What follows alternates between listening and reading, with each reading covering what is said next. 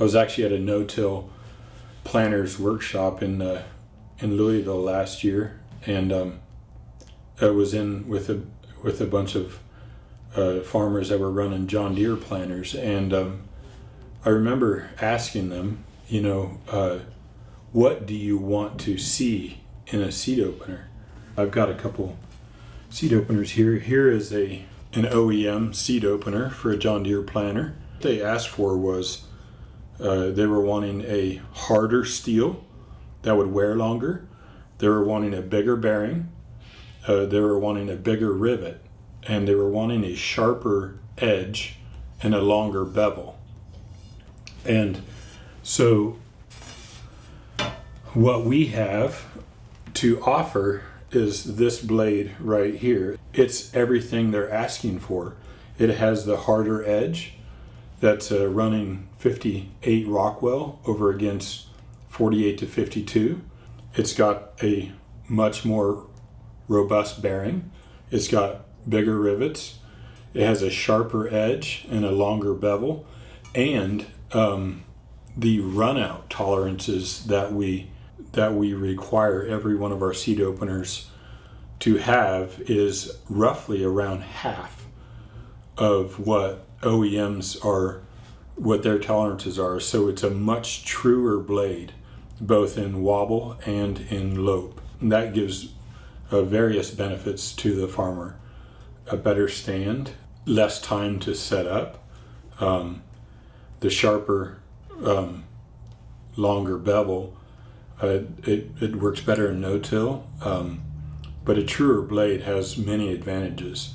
So that's just one example of listening to what the customers want and then delivering that to the market. One thing we want to talk to you about today is our seed openers and drill blades. They have a 3-zone hardness. So as it gets closer to the edge, it's a lot harder. And what that does is that it keeps that edge, that bevel sharp throughout its whole life. And as that bevel wears back, this blade doesn't go blunt. The bevel maintains itself as it goes smaller.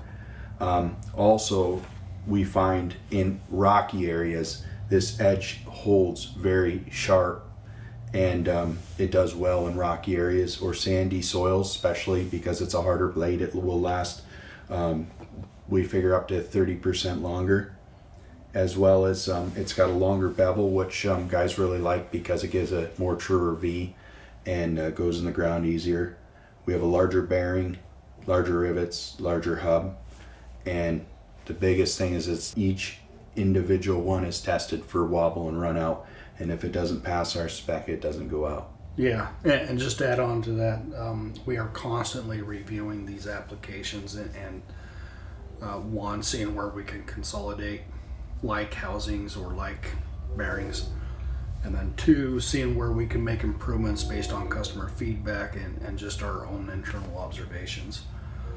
For example, if we feel like the housing itself is good but maybe prone to some sort of a field failure, we'll try and be proactive and attack that issue with a design change or a material change or something. You will see in our lineup, for example, the John Deere XP planters, we have a standard XP, which is a double row bearing, very good assembly. And then we have a heavy duty assembly, which has a larger bearing, thicker housing at the moment, and a 5/16 rivet, where the standard XP is a 1/4-inch rivet. Then we have our extreme duty, which is also a double row bearing, but the housing is cast instead of stamp steel. Yeah.